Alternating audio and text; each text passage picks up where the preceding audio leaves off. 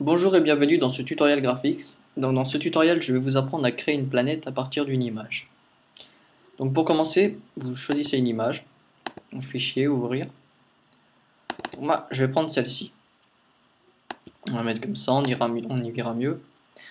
Donc, c'est mieux de prendre une image où le paysage par rapport au ciel est assez plat, sinon la planète ne sera pas super ronde. Donc voilà. Donc vous avez ouvert votre image, vous avez votre calque en arrière-plan. Donc on va double-cliquer dessus et on va faire OK. Très important. Donc ensuite, on va dans Image, taille de la zone de travail. Ici, on passe en pourcentage. Donc là, on met 200. Et en dessous, on va mettre 160. Voilà. Donc vous avez votre image, votre espace de travail agrandi. Donc on va mettre notre image dans le coin en haut à gauche.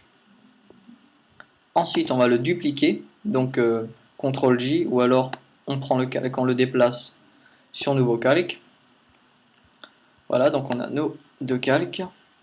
Ensuite, on va aller dans Édition, Transformation et Symétrie axe horizontal. Donc de ce fait, on obtient deux images comme ça, en symétrie. Donc on pourrait s'arrêter là, hein, c'est pas trop mal. Mais on va quand même continuer.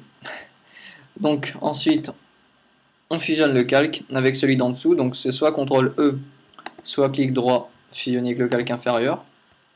Là, on a un seul calque. Voilà. Ensuite, on va mettre le paysage à l'envers pour pouvoir appliquer notre effet. Donc édition, transformation, pardon, symétrie axe vertical. Donc voilà, on a notre paysage tête en bas. Ensuite, on va agrandir le ciel car sinon on aura un espace vide parce qu'on aura appliqué l'effet.